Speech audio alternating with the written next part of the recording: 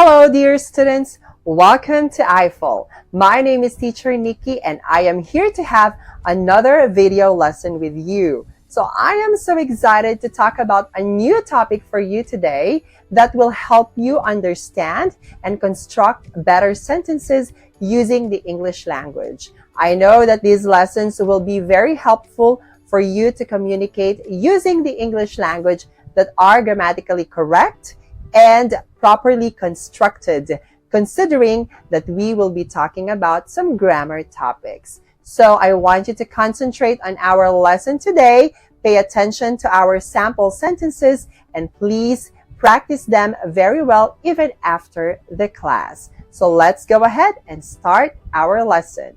Let's go.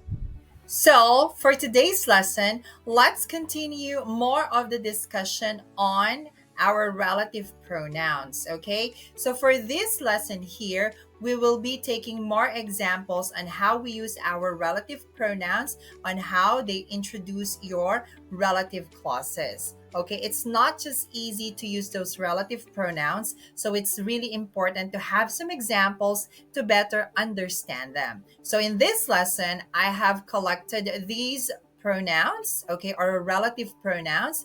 I will give more examples, okay, for you to understand them well.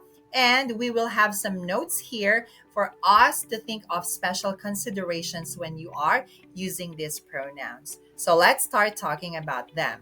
Okay, so first of all, okay, let's talk about your relative pronouns, okay, that we use for defining relative clauses. Again, when we say defining relative clauses, these are the clauses or relative clause that are important to use or to have in our sentence because they contain or they have the important information to complete the thought. Okay, now, so we also have here some example sentences and some sentences that we use for subject, for object, and even for possessive.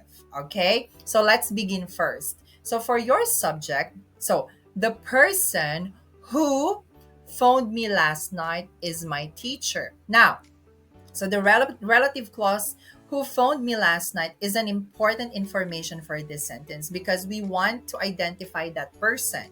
Okay? So the person is my teacher. Oh, it's unclear, right? So we have to put that relative clause. So we have to introduce it with our possessive pronoun who, since this is used for subject. Okay? Next sentence, the person that phoned me last night is my teacher. Okay, so in this sentence, that is preferable. Okay, remember, most of the time, that, okay, is the relative pronoun that we use or commonly use for defining relative clauses. So when the information or the relative clause is important, then definitely you have to use that as your relative pronoun. Okay, next one. The car which, because this is thing, hit me was yellow. Okay, very important for the sentence. The car that hit me was yellow. So in this case, that is also still the preferred relative pronoun. Okay, for the object position, the person whom I phoned last night, okay, I phoned the person, okay, it's in object, is my teacher. Now, the people who I phoned last night are my teachers. Okay? Next, the person that I phoned last night is my teacher. Okay?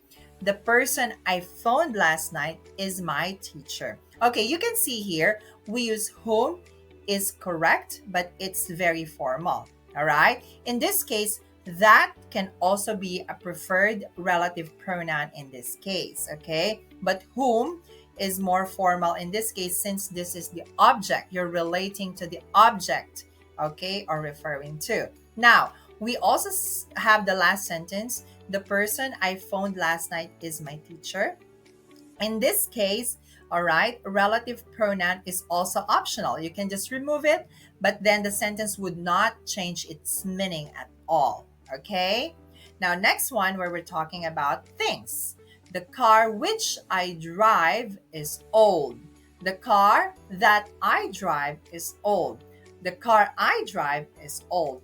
In this case, since it's a defining clause, use that, okay, instead of which. And you can also remove the relative pronoun in this case, okay?